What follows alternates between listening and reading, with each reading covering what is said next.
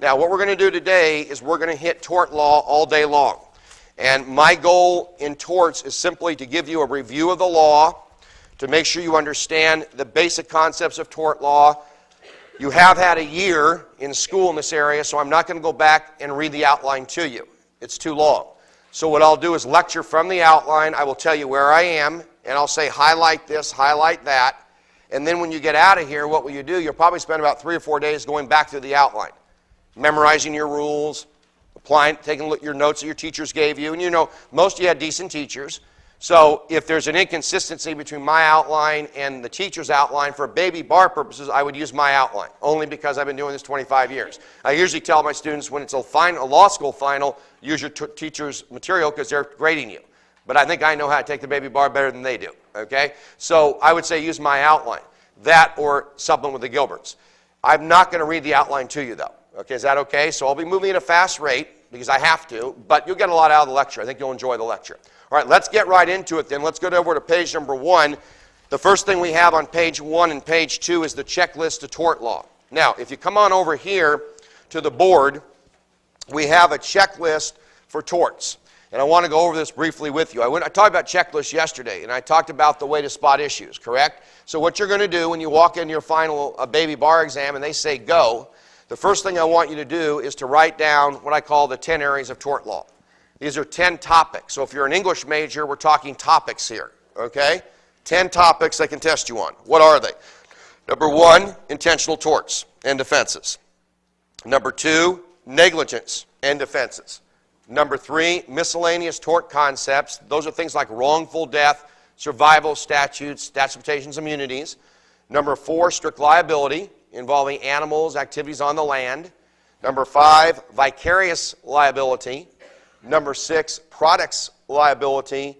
Number 7, now number 7 goes by the topic crossover torts because they tend to cross these over in other subjects, and that would be nuisance, misrep, business torts, and improper litigation torts, and I'll explain later on how they can cross a misrep over in criminal law or contract law. Some of you have not used to seeing, of course, in law school. Number 8, for you people who read the Inquirer, how many of you have a subscription to the Inquirer? You wouldn't even raise your hand if you did, would you? No way. Oh, my God. Can you imagine such a thing? Okay. What's that? That's defamation, invasion of privacy, and remedies. Now, you're not well versed in remedies. Am I correct on that? Because most torts teachers don't spend a lot of time on remedies. So I am going to give you a little law that you may not have had in school. Okay? Because they do test a little remedies law on the bar. Now, I can tell you that every single baby bar that's ever been given, and I've done personally every baby bar question since 1982, which, by how many were not even born in 82? That really upsets me, by the way. It makes me feel older. Okay, so I can tell you that every baby bar exam since 1982 has covered something in this checklist. And there's never been a baby bar that's tested something that's not in this checklist. That should make you feel good. In other words, there's a finite number of areas they can test you on. Okay? Now, does that mean that every baby bar question will test you on all of these? The answer is no. The last baby bar, what did they test on? They tested on products liability. They tested on negligence. They didn't test defamation, didn't test invasion of privacy. They don't test all of it. Your job is to go in and write this on your scratch paper. Now, if you have these areas on your scratch paper, is that going to relax you? Should that calm you down? Because now you know that the exam in front of you has to be somewhere in that checklist. How long would it take you, honestly, to write down those main topics? 30, 40 seconds? Would that be well invested? So on page number 1 of your outline, I have those bolded for you. We're going to call that the main checklist. That's the bolded number 1, intentional torts and defenses. Number 2, negligence. Just highlight those bad boys because those are your 10 major areas, the checklist on the examination. Now, the A's and the B's are sort of like your inner checklist, okay? What's an inner checklist? An inner checklist is like subtopics in English. In English class, you'd have topics, you'd have what? Subtopics. Here you have checklists, main checklists. So, for example, if you notice under the intentional torts, we have A, memorized by element, because all intentional torts are very what?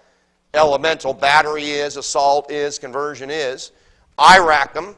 Do the intentional torts lend themselves to IRAC? Battery. Battery is. Facts indicate there's a battery. In other words, it's very IRACable. And you want to be careful of the defenses. Now, this is one area that students get hurt on very much in tort law. They're so interested in spotting the tort that they forget about damages and defenses to the tort. So the baby bar loves damages and the baby bar loves defenses.